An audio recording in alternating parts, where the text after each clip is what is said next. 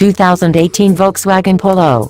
As I walked through the massive hall number 3 at the Frankfurt Messe, streaming a visual glimpse of the show cars to the overdrive followers on social media, I kept getting requests of showing the new Volkswagen Polo repeatedly.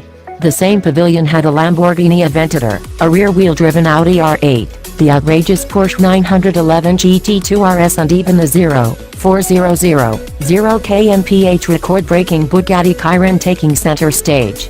But our audience was more interested in the Supermini. It isn't hard to see why the interest levels for the new Volkswagen Polo are so high.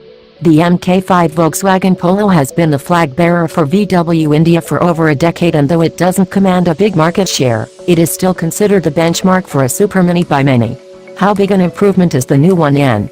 I got a brief drive in the new Volkswagen Polo around Frankfurt's buzzing urban environment and a bit of the Autobahn to get my answer.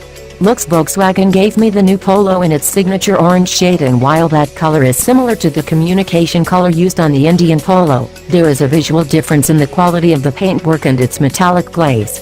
Of course, such colors stand out and look better in the European weather, but the difference's quality is evident. That holds true for the fit and finish too. All panel gaps are consistent and the plastics are well integrated.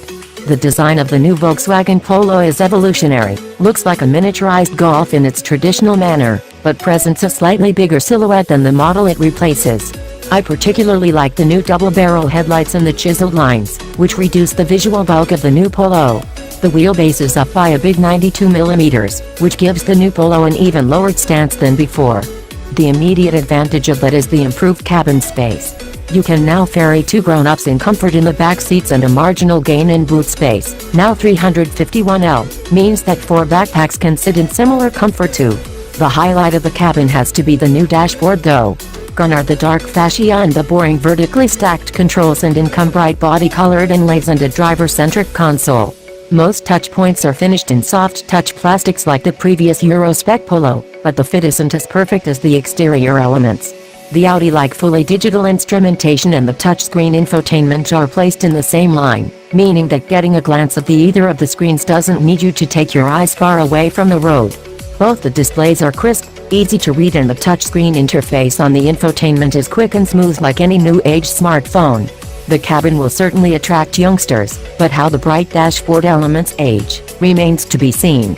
My test car got its motivation from a 1.6-liter turbocharged diesel that turns out 95 PS of power. On startup, the engine felt quite muted for a diesel, but as the revs climbed it filled the cabin with its drum.